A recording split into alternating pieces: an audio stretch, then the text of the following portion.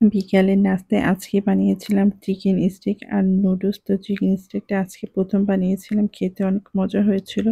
তারই video share করবো আপনাদের সঙ্গে। আসসালামু আলাইকুম এভরিওয়ান, কেমন আছেন সবাই? আলহামদুলিল্লাহ আমরা অনেক ভালো আছি।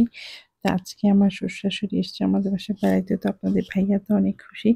আর সারাদিন কী রান্না করলাম, কী করলাম না করলাম সেটারই ভিডিও শেয়ার করবো আপনাদের সঙ্গে। তো আমি আজকে মুরগির মাংস রান্না করবো, ইলিশ মাছ ভুনা করবো আর ডাল রান্না করবো। তো আমি সব কিছু গুছিয়ে নিয়েছি, এবার শুধু রান্না করবো। তো ইলিশ মাছটাকে আমি কেটে নিয়েছি, তারপরে ভেজে নিয়েছিলাম। এখন মশলা দিয়ে ভুনা করবো। আর এইভাবে ইলিশ মাছ ভুনা করলে আপনাদের ভাইয়া অনেক পছন্দ করে। আর আমার শাশুড়ি মায়ের পছন্দের মাছ ইলিশ। তো সেই জন্য ইলিশ মাছটা আজকে রান্না করতেছি। তো ইলিশ মাছটা আমি এইভাবে ঝাল ঝাল করে ভুনা করেছিলাম, খেতে অনেক মজা হয়েছিল। তো এই ইলিশ মাছটা প্রায় আমার রান্না শেষের দিকে, এবার আমি নামিয়ে নিব।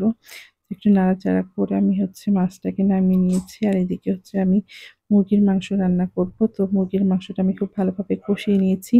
আর এমন কষা কষা মাংস খেতে আমার শ্বশুর অনেক পছন্দ করে, একটু ঝাল দিয়ে রান্না করলে পারে। তো সেই জন্য আমি এই যে খুব ভালো করে মশলাটাকে কষিয়ে তারপরে মাংসগুলা দিয়ে দিয়েছি।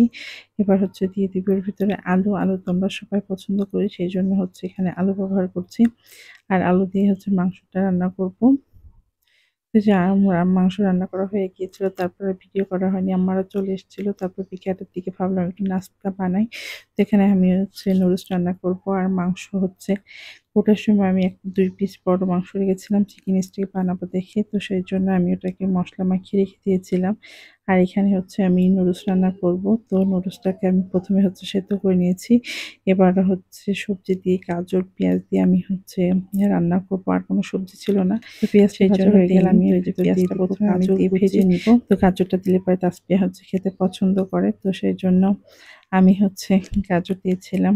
আর বাসায় যেহেতু অনেক মানুষ, যেহেতু একটু নয়েজ আসলে পারে, প্লিজ আপনারা সবাই ক্ষমা দৃষ্টিতে দেখবেন। তারপর আমি এখানে যে গাজর কুচি দিয়ে দিচ্ছি, দিয়ে নাড়াচাড়া করে নিব। আর এভাবে নুডলস রান্না করে আমার তাসপিয়া খেতে অনেক পছন্দ করে। আর এখানে আমি 2টা ডিম দিয়ে দিয়েছিলাম, দিয়ে স্ক্র্যাম্বল করে নিচ্ছি। এবার সবকিছু একসাথে মিশিয়ে নিব। তো এবার মেশানো হয়ে গিয়েছে, এবার আমি নুডলসের ভিতর নুডলসটা দিয়ে দিব ডিমের ভিতর, দিয়ে নাড়াচাড়া করে মশলা দিয়ে নামিয়ে নিলে পরে হয়ে যাবে। আর এভাবে নুডলস রান্না করলে খুব তাড়াতাড়ি হয় আর খেতেও অনেক মজা হয়।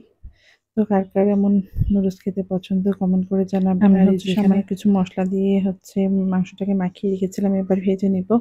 তো আজকে ভিডিওটাতে আমি অনেক কিছু রান্না করা শেয়ার করেছিলাম আপনাদের সাথে। যদি ভালো লাগে তাহলে লাইক কমেন্ট শেয়ার করে পাশে থাকবেন।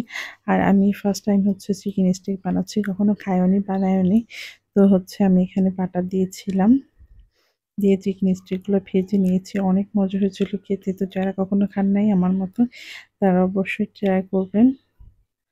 আর আজকের ভিডিওটা আমার কেমন হয়েছে সবাই কমেন্ট করে জানাবেন। আর লাইক কমেন্ট শেয়ার করে পাশে থাকবেন। আজকে এই পর্যন্তই। সবাই ভালো থাকবেন, সুস্থ থাকবেন।